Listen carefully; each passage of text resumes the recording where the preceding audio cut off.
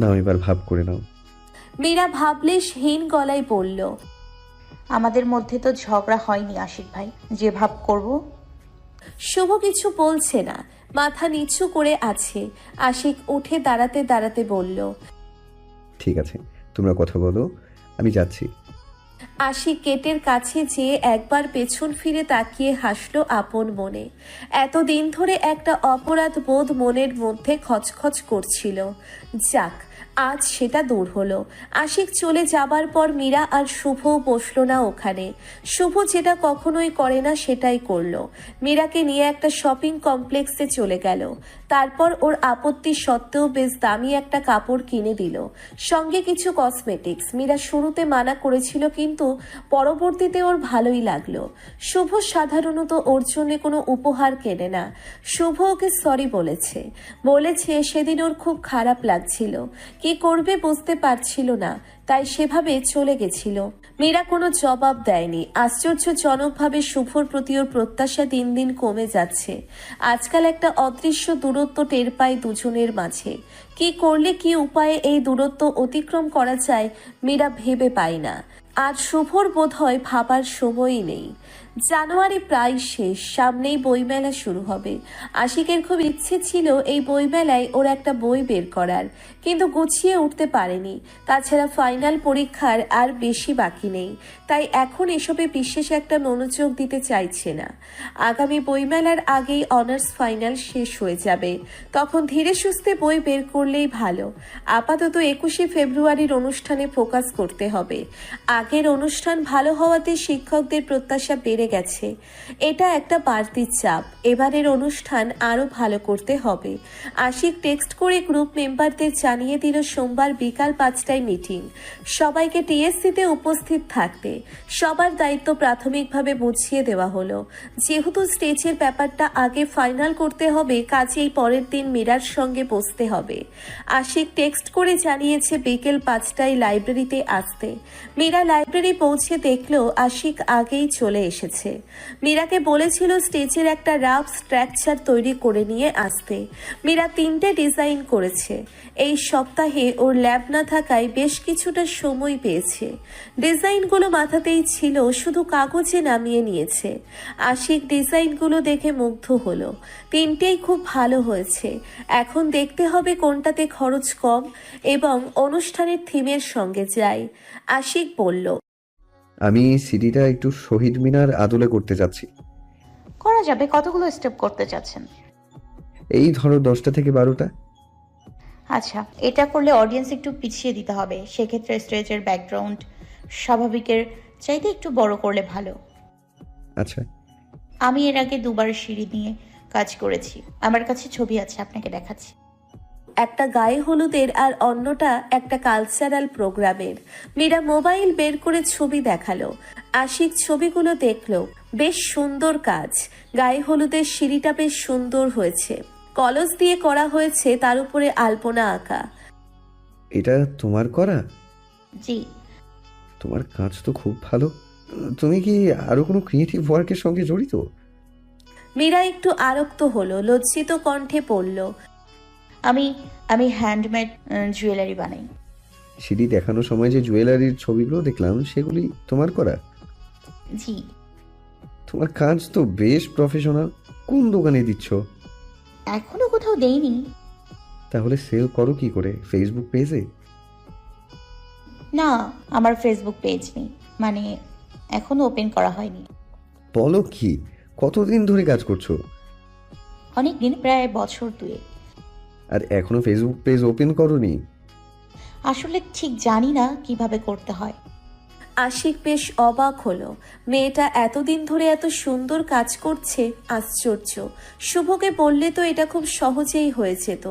আশিক এই প্রসঙ্গে আর কিছু জিজ্ঞেস করলো না, বলল, আমি তোমাকে একটা ফেসবুক পেজ ওপেন করতে সাহায্য করতে পারি। সত্যি? মীরা ঝলমলে কণ্ঠে বলল, তুমি চাইলে এখনই করে দিতে পারি। এখনই? আপনার সমস্যা হবে না তো?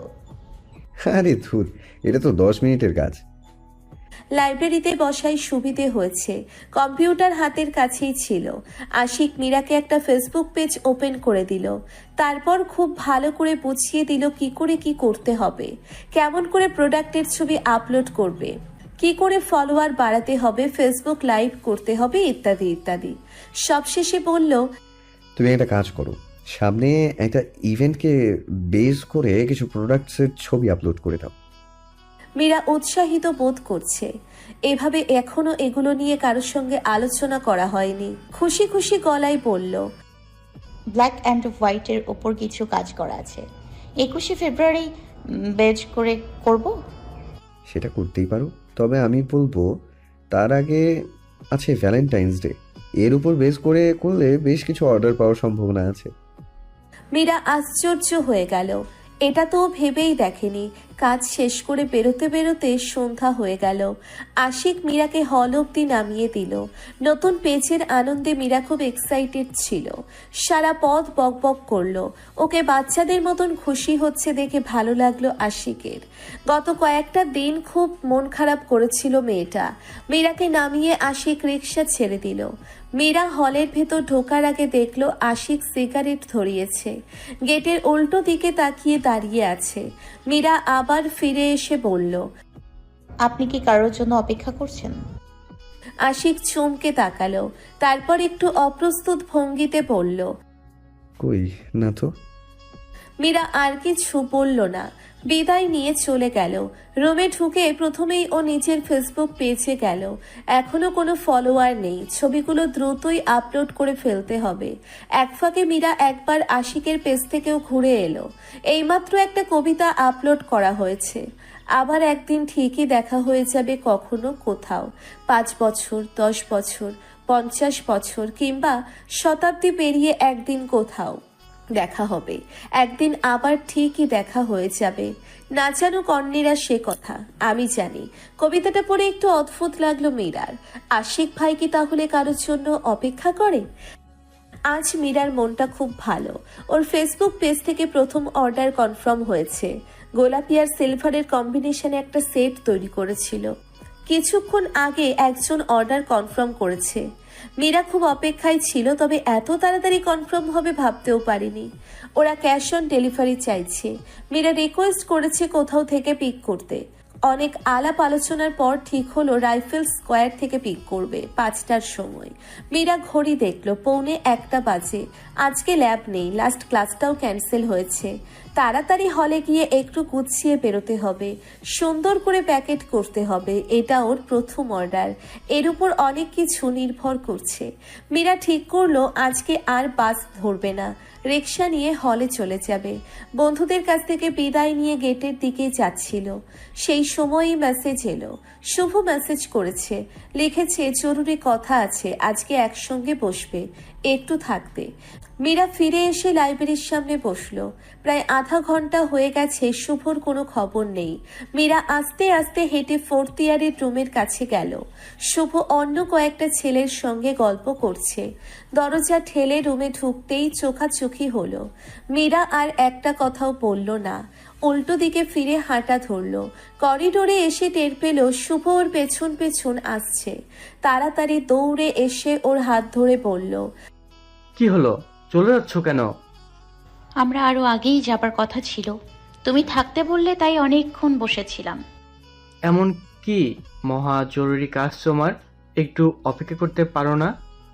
মীরা কঠিন কিছু বলতে গিয়েও থেমে গেল। আজকে একটা ভালো দিন, শুধু শুধু মেজাজ খারাপ করতে চাইছে না ও। হাত ছাড়িয়ে নিয়ে বলল, আমি বরং চলে যাচ্ছি, তুমি তোমার জরুরি কাজটা শেষ করো। শুভ হাল ছেড়ে দিল, বলল, আচ্ছা সরি, আসলে একটা জরুরি বিষয় নিয়ে কথা বলছিলাম। তাহলে বলো না, তোমার জরুরি কাজ শেষ হলে আমাকে ফোন দিও, আমি হলে যাচ্ছি। আচ্ছা আচ্ছা, শোনো, কথা শেষ, চলো কোথাও বসি, লাঞ্চ করি। আমি এখন কোথাও যাব না, তোমার কিছু বলার থাকলে এখানেই বলো। কেন, সমস্যা কি? আমাকে 5টায় এক জায়গায় যেতে হবে। কোথায়? টিউশনে আছে? না, তাহলে? একটা অর্ডার ডেলিভারি করতে যেতে হবে। শুভ ভ্রু কুঁচকে বলল, কিসের অর্ডার? জুয়েলারির। কোথায় ডেলিভারি দিতে হবে? বাসায়? না, বাসায় না, রাইফেলস স্কয়ার থেকে নেবে। তাহলে কাজ করি, তুমি হলে গিয়ে ফ্রেশ হয়ে রেডি হও, আমরা বরং রাইফেল স্কোয়াডে বসি। এতক্ষণে মীরার মাথা ঠান্ডা হলো, বলল। আচ্ছা ঠিক আছে, তুমি 3টার সময় চলে এসো। মীরা ঠিক করেছে আজ শাড়ি পরবে। ক্যাম্পাস থেকে ফিরে স্নান সেরে নিচে ডিজাইন করা নীল কালো ব্লকের শাড়িটা বের করলো, যত্ন করে সময় নিয়ে পরলো, ঘন করে কাজল দিল চোখে, আর কোনো প্রসাধনী ব্যবহার করলো না, শুধু অক্সিডাইজ আর নীল কাঠের পুঁথি দেওয়া সেটটা পরলো। সাজ সম্পন্ন করে আয়নায় নিজেকে দেখে মুগ্ধ হলো। চমৎকার মানিয়েছে শাড়ির সঙ্গে গয়নাটা। ছোট্ট করে একটা কাজলের কালো টিপও দিয়ে নিল। পরবে না ভেবেও দস্তার চুড়ি দুটো বের করে পরে ফেললো। শুভ ফোন দিচ্ছে, আর দেরি করা ঠিক হবে না। হলের গেট থেকে মীরাকে বের হতে দেখে চমকে গেল শুভ। এত অদ্ভুত সুন্দর লাগছে আজ ওকে, চোখ ফেরানো যাচ্ছে না। শুভ আজ ওকে বিয়ের ব্যাপারে রাজি করানোর পরিকল্পনা নিয়ে এসেছিল, কিন্তু এখন তো ইচ্ছে করছে এক্ষুনি নিয়ে গিয়ে বিয়ে করতে। কোনো দিনও যে কাজটা করে না, শুভ আজ সেটাই করলো। ক্যাম্পাস থেকে রিক্সা বেরোনোর পরপরই আলতো করে মীরার হাতটা ধরলো, তারপর বলল, তোমাকে খুব সুন্দর লাগছে মীরা, অদ্ভুত সুন্দর। মীরা একটু আরক্ত হলো, কিছু বলল না। রেডি হতে গিয়ে দুপুরে খাবার খেতে পারেনি মীরা। ভেবেছিল রেস্টুরেন্টে বসে কিছু খাবে, কিন্তু ওকে কিছু জিজ্ঞেস না করেই শুভ বার্গার অর্ডার করেছে। বিশাল সাইজের এই বস্তু সামনে নিয়ে বসে আছে মীরা। প্রচন্ড মেজাজ খারাপ হচ্ছে। প্রথমত বার্গার খেতে ওর ভালো লাগে না, তার উপর পাবলিক প্লেসে বসে এত বড় একটা জিনিস খাওয়াটা খুবই অস্বস্তিকর। শুভ দিব্যি খাচ্ছে, ওর মধ্যে কোনো জড়তা নেই। মীরা ঘড়ি দেখল, 5টা প্রায় বেজে গেছে। শুভ মুখ তুলে বলল, কি হলো, খাও। এখন না, কাজটার আগে হোক। তুমি এত টেনশন করছো কেন? টেনশন না, প্রথম অর্ডার তো, তাই একটু নার্ভাস। কি করে পেলে এই অর্ডার? ফেসবুক পেজের মাধ্যমে। তোমার ফেসবুক পেজ আছে নাকি? রিসেন্টলি ওপেন করেছি, মানে আশিক ভাই করে দিয়েছে আর কি। শুভর কপালে ভাঁজ পড়ল। আশিক কি আজকাল একটু বেশি আগ্রহ দেখাচ্ছে মীরার ব্যাপারে? পর মুহূর্তেই চিন্তাটা ছেড়ে ফেললো মাথা থেকে। আশিক তো এরকম সবাইকেই সাহায্য করে, তবে সেদিন টিএসসির দৃশ্যটা মাথা থেকে ছেড়ে ফেলতে পারছে না। সামান্য একটা ব্যাপার নিয়ে হঠাৎ এত রেগে গেল কেন আশিক? মীরার ফোন বাজছে। ও উঠে দাঁড়িয়ে বলল, আমি এক্ষুনি আসছি। শুভ অন্যমনস্ক হয়ে গেল। বাবা মা এখন ইউকেতে আছে। শুভ ইচ্ছে করেই ওখানে অ্যাপ্লাই করেনি। মীরাকে ওর বাবা মা মেনে নেবে না। স্কলারশিপটা হয়ে গেলেই ও মীরাকে নিয়ে চলে যাবে। তারপর একসময় ওনারা ঠিকই মেনে নেবেন। সমস্যা সেটা নয়, সমস্যা হলো মীরাকে রাজি করানো। মীরা ব্যাপারটার গুরুত্বই বুঝতেই চাইছে না। মুখের উপর বলাও যাচ্ছে না যে ওদের ফ্যামিলির সঙ্গে মীরাদের কিছুতেই চায় না। ইউএসসির কয়েকটা ইউনিভার্সিটিতে অ্যাপ্লাই করেছিল শুভ। এর মধ্য থেকে একজন সুপারভাইজার রেসপন্স করেছেন। শুভ বলেছে ও ম্যারিড। সুপারভাইজার জানিয়েছেন স্কলারশিপ কনফার্ম হলে ওয়াইফ সহ আসতে পারবে। এখন যে করেই হোক মীরাকে কনভিন্স করতে হবে।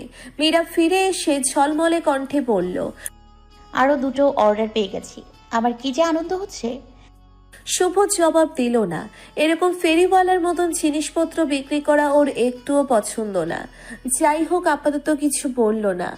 একবার এখান থেকে চলে গেলে তো আর এসব করতে পারবে না।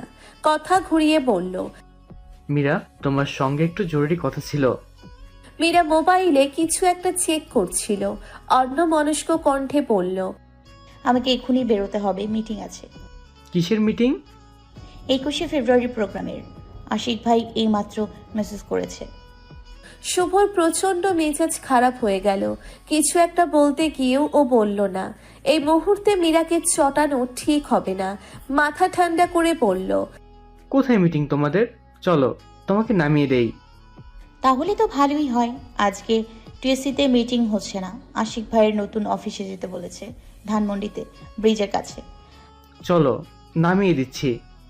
বাবার সঙ্গে আশিকের সম্পর্কটা অনেকটাই সহজ হয়ে এসেছে। ঠিক বন্ধুত্বপূর্ণ না হলেও এক ধরনের নির্ভরতা তৈরি হয়েছে দুজনের মধ্যে। বিশেষত ওই ঘটনাটার পরে আরিফ সাহেব আশিককে বিশ্বাস করেছেন, তার উপরে নির্ভর করেছেন। এটা ভালো লেগেছে আশিকের, তাই সেদিন খেতে বসে যখন নতুন অফিসের কথাটা বললেন, আশিক মানা করতে পারল না। জায়গাটা ওনার এক ক্লায়েন্টের। আরিফ সাহেব চেয়েছিলেন আশিকের পরীক্ষা শেষ হলে তারপর থেকে শুরু করতে, কিন্তু ওদের ফিনান্সিয়াল একটু ক্রাইসিস থাকাতে ওনারা আগেই দিতে চাচ্ছেন। তাছাড়া জায়গাটা বেশ সুন্দর, হাতছাড়া হয়ে যাবে এই ভেবে আরিফ সাহেব 6 মাস আগেই নিয়েছেন। খাওয়া দাওয়ার পর আরিফ সাহেব ছেলেকে চাবিও বুঝিয়ে দিলেন। আশিক প্রথমে একটু বিরক্ত হলেও ওখানে যাবার পর ওর খুব ভালো লাগলো। অফিস বলতে যেমনটা ভেবেছিল সেরকম নয়। লেকের পাশে একটা দোতলা বাড়ি, নিচতলায় একটা গানের স্কুল। করোনাকালীন সময়ে ছাত্রছাত্রী কমে যাওয়াতে ভাড়া দিতে পারছে না, তাই উপরতলা ভাড়া দিয়ে দিচ্ছে। পুরনো দিনের বাড়ি বলে বেশ বড় বড় রুম, সামনে বড় বারান্দা, পেছনের দিকে এক চিলতে ব্যালকনি। সামনের কিছুটা অংশ করা হয়নি বলে ছাদটুকু বাড়তি পাওনা। ভীষণ পছন্দ হলো আশিকের। লেখালেখির জন্য একেবারেই উপযুক্ত স্থান। আশিকের অফিসে এসে মীরা আজ শুভ দেখল মারুফার রিপনও চলে এসেছে। তিনজনের মধ্যে সিডি বিষয়ক তুমুল আলোচনা চলছে। শুভকে দেখে ওরা খুব খুশি গলায় বলল, শুভ দেখতো কোনটা করলে ভালো হয়। শুভ নির্বিকারভাবে বলল, তোদের যেটা ভালো লাগবে সেটাই হবে। আমি এখন যাই। আরে বস না, চা খেয়ে যা। না রে, কয়েকটা ইম্পর্টেন্ট ইমেল করতে হবে। আচ্ছা যা, চিন্তা করিস না, মীরাকে আমরা হলে পৌঁছে দেব। শুভ বিদায় নেবার পরও মীরা দাঁড়িয়েই রইল। সামনের রুমটাতে দুটো কম্পিউটার ডেস্ক আছে, এখনো কম্পিউটার বসানো হয়নি। ভেতরের ঘরটাতে একটা বড় গোল টেবিল, চারপাশে চেয়ার দেওয়া, মিটিংয়ের জন্য একেবারে আদর্শ।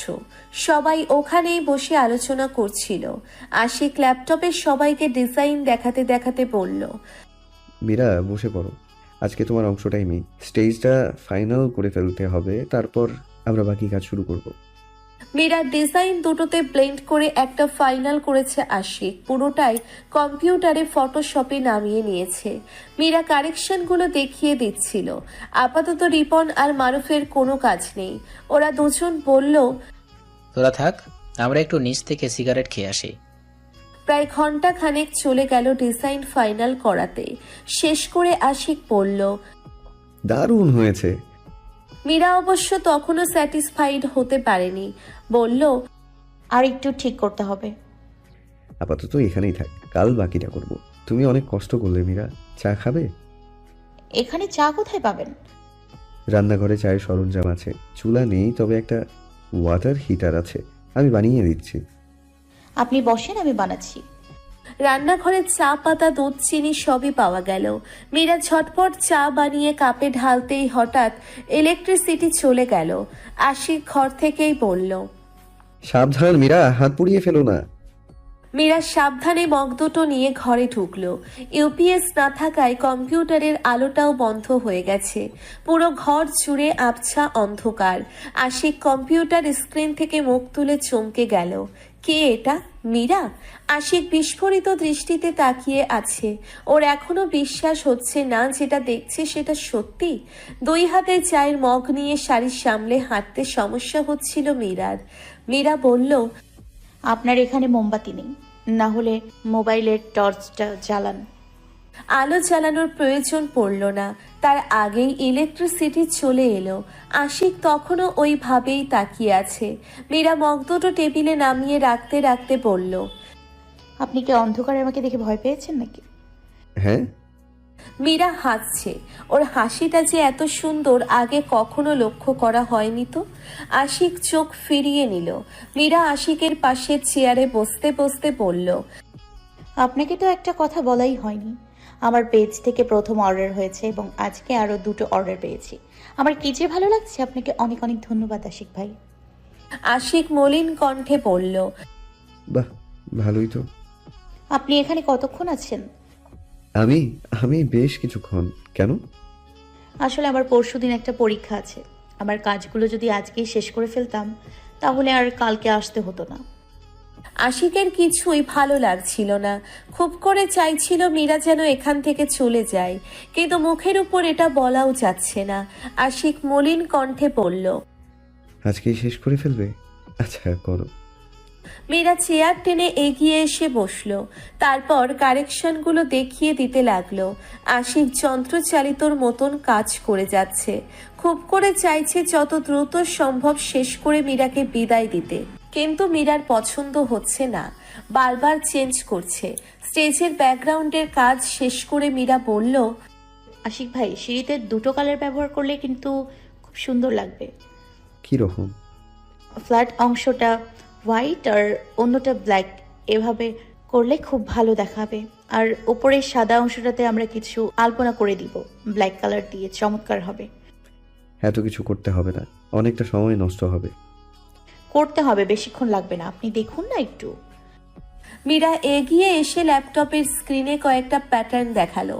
আচমকা আশিক একটা মিষ্টি গন্ধ পেল, কেমন বন ফুলের মতো একটা গন্ধ। এই গন্ধটাই পেয়েছিল সেদিন যখন রাস্তা পার হচ্ছিল দুজন। সেদিন মুখ দেখেনি ওর, অন্যদিকে চেয়েছিল, কিন্তু এই গন্ধটাই ঠিক মনে আছে আশিকের। আশিক আচমকা উঠে দাঁড়ালো, তারপর বলল, আজকে এই পর্যন্তই থাক, অনেক রাত হয়ে গেছে। মীরা ঘড়ি দেখল, সর্বনাশ, 9:30 বেজে গেছে। এখন আর হলে ফেরার উপায় নেই। আশিক বলল, চলো তোমাকে পৌঁছে দিয়ে আসি। মীরা আমতা আমতা করে বলল, এখন আর হলে যেতে পারবো না। তাহলে কোথায় যাবে? শ্যামলীতে আমার খালার বাসা আছে, ওখানে চলে যাব। আচ্ছা ঠিক আছে, চলো আমি নামিয়ে দিচ্ছি। মীরা উঠতে গিয়ে টের পেল ওর শাড়ির আঁচলের ঝোল কিছু একটার সঙ্গে আটকে গেছে। অনেক রাত হয়ে গেছে, তাছাড়া ওর ফোনের চার্জও শেষ হয়ে গেছে। মীরা তাড়াহুড়োই আঁচল ছড়ানোর চেষ্টা করছে। আশিক ততক্ষণে দরজার কাছে পৌঁছে গেছে। পেছন ফিরে দেখলো মীরা কিছু একটা নিয়ে ব্যস্ত। মীরার ভীষণ লজ্জা লাগছে। এমনিতেই ওর কারণে আশিকের এতটা সময় নষ্ট হলো, এখন আবার এই শাড়ির আঁচল আটকে যাওয়ায় আরও দেরি হচ্ছে। আশিক এগিয়ে এসে বলল, কি হয়েছে? মীরা জবাব দিল না। আঁচলের চট কিছুতেই খুলছে না, বিরক্ত লাগছে, ইচ্ছে করছে ছিঁড়ে ফেলতে। আশিক এগিয়ে এসে বলল, দেখি। টেবিলের সাথে লেগে থাকা একটা পেরেকের সঙ্গে শাড়ির ঝুলটা আটকে ছিল। নড়বড়ে পিন আশিক টান মেরে তুলে ফেলে বলল, এটা সই নিয়ে যাও, পরে ছাড়িয়ে নিও। দুজনে অনেকটা কাছাকাছি দাঁড়িয়ে আছে। আশিকের ভীষণ অস্বস্তি হচ্ছে। মীরা দ্রুত শাড়ির আঁচল গুছিয়ে নিচ্ছে। অকারণে ওর জন্য আশিকের সময় নষ্ট হলো বলে খারাপ লাগছে। যদিও আশিকের জায়গায় অন্য কেউ হলে ও এত রাত পর্যন্ত থাকতো না, তবে আশিকের সঙ্গে কেন যেন অস্বস্তি হয় না। হঠাৎ করে গেটের শব্দ পেয়ে দুজনেই চমকে তাকালো। দরজায় হাতল ধরে দাঁড়িয়ে আছে রাসেল। সারা মুখে ছড়িয়ে পড়েছে রহস্যময় হাসি। তৃতীয় পক্ষের উপস্থিতিতে আশিকের অস্বস্তি কমল। সহজ কণ্ঠে বলল, আরে রাসেল, এত দেরি করলি যে? রাসেল মীরাকে দেখতে দেখতে বলল, সাউন্ড সিস্টেমের লোক পাইতে দেরি হয়ে গেল, নিচে আছে, কথা বলবি?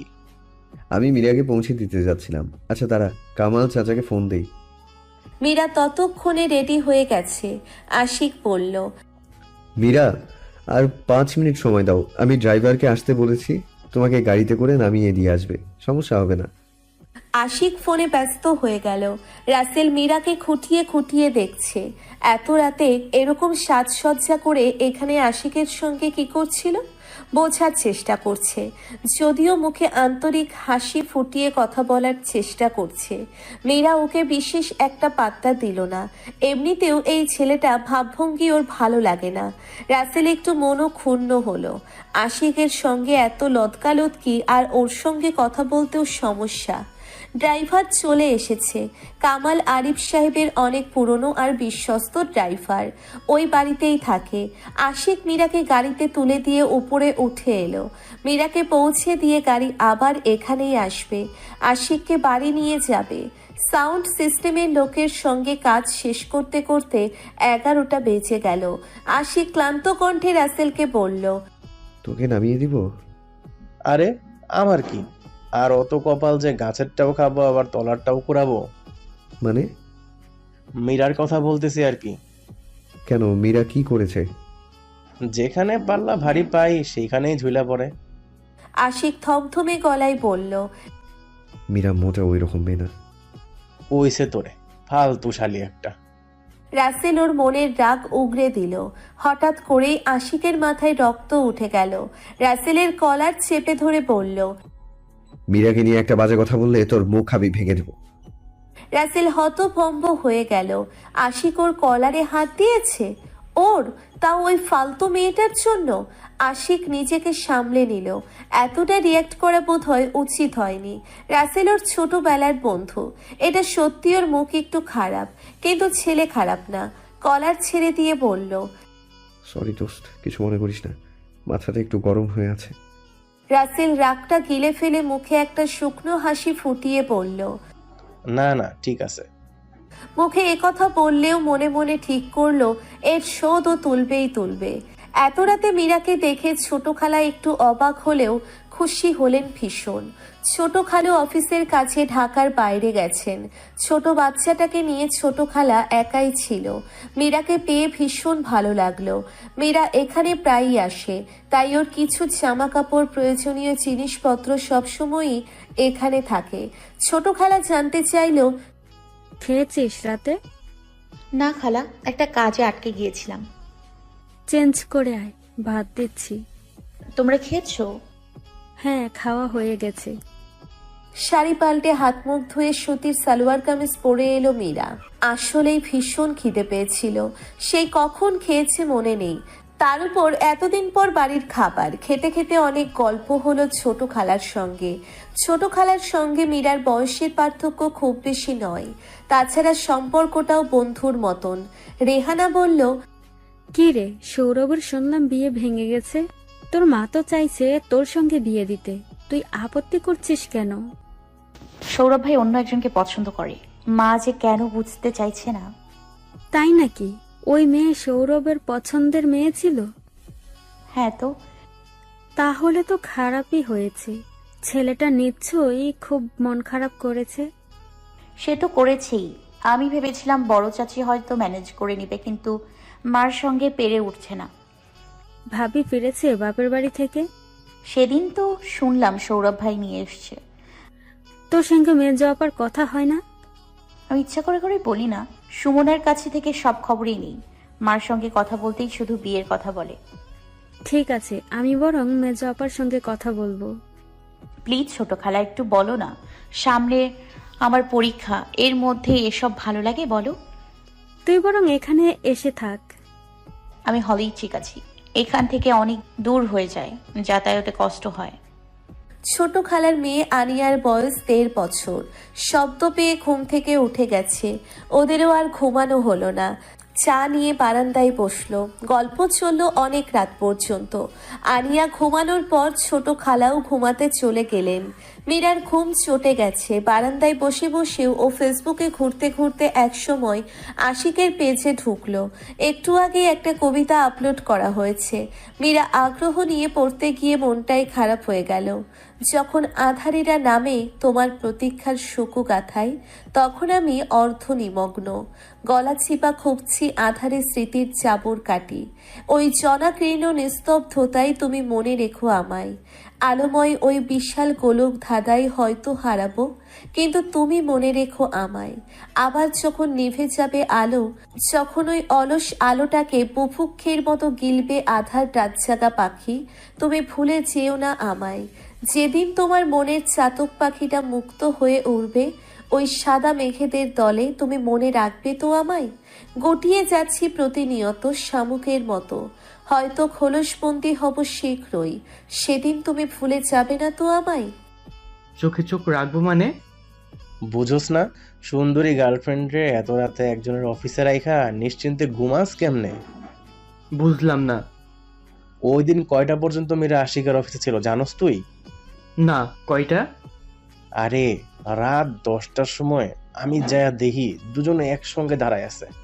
ও, দেখ, তোরে বন্ধু ভাইবা কথাটা কইলাম, তুই আবার কিছু মনে করিস না। আমি জানি আশিক খুব ভালো ছেলে, তারপরও আমার গার্লফ্রেন্ড হলে তো আমি দিতাম না। রাসেল বিদায় নিয়ে চলে গেল। শুভ আর কিছু বলল না, তবে ওর মনটা খচখচ করতে লাগলো। আশিক আর মীরার মধ্যে একটা সহজ সাবলীল ব্যাপার আছে, এটা শুভ লক্ষ্য করেছে। কেন যেন কিছু ভালো লাগছে না। শুভ ফোন বের করে মীরাকে ফোন করলো, বন্ধ দেখাচ্ছে। বাধ্য হয়ে মেসেজ করলো, কোনো রিপ্লাই এলো না। লাইব্রেরিতেও মন বসাতে পারল না শুভ।